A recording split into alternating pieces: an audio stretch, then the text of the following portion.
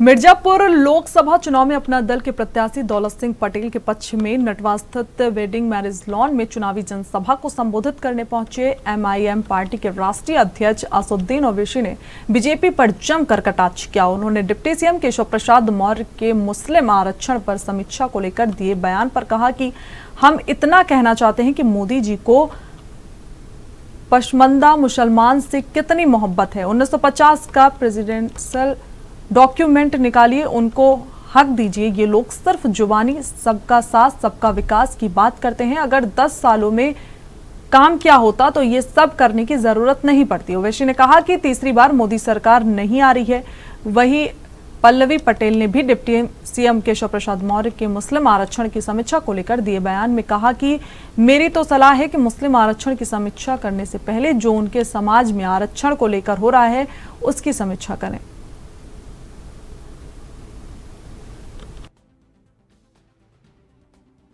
हम उनसे इस बात को पूछना चाहते हैं कि जो पसमानदा मुसलमान है, जो पसमानदा मुसलमान है, उससे उनकी इतनी मोहब्बत है। कितना भाषण मोदी जी ने कहा पसमानदा मुसलमान पसमानदा।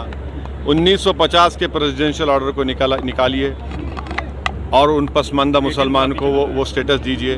तो इससे ये साफ जाहिर हो रहा है कि वो सिर्फ ज़बानी सबका साथ सबका विकास विश्वास की बात करते, वो उस पर भरोसा कभी ना उस पर अमल करें ना वो मानने वाले हैं। अंतिम चरण का ये चुनाव है, क्या माहौल बनाने के लिए इस तरीके के बयान दिए जा रहे हैं मुस्लिम आरक्षण को लेकर? देखिए, अगर 10 साल में कुछ किए होते ना तो बता देते कि हमने ये किया, हमने ये काम किया। मगर भारत के जो गरीब जनता है, पिछड़ा है, दलित है, मुसलमान और ईसाई हैं, सब जान चुके हैं कि ये 400 पार का मतलब ये है कि संविधान को ख़त्म कर देना या बेसिक स्ट्रक्चर को ख़त्म कर देना, फिर आरक्षण निकाल देना। ये इसीलिए ये पैगाम जा चुका है इन तमाम समाजों में जो इस देश के संविधान से मोहब्बत करते, जो बाबा साहब से मोहब्बत करते, उनके पैगाम जा चुका है।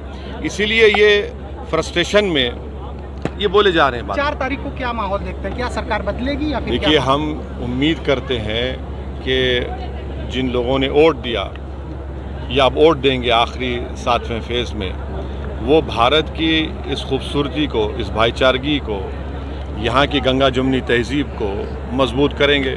और हमको उम्मीद है कि इंशाअल्लाह तीसरी मरतबा देश के मतदान करने वाले तीसरी मरतबा देश का प्रधानमंत्री नरेंद्र मोदी को नहीं बनाएंगे। Thank you so much. देखिए, इस देश की जो वर्तमान परिस्थितियों में लोकतांत्रिक व्यवस्था में आज चुनाव के रण में जो माहौल है उसमें आम आदमी की बहुत अहमियत रहेगी, उसकी ताकत, उसके वोट की बहुत अहमियत रहेगी।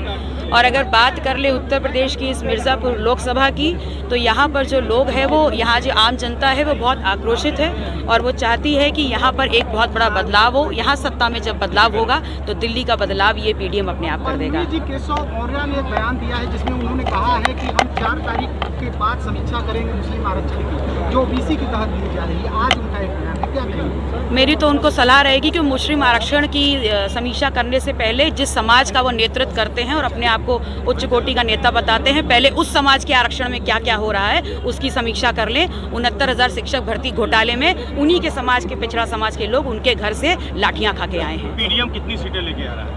देखिए, पीडीएम 28 सीटें लड़ रहा है और हमारी लड़ाई बहुत मुस्तैदी से हो रही है। ये चुनावी रण है, हार और जीत लगी रहती है, लेकिन ये बात ज़रूर है कि ये लड़ाई भी हमारी बहुत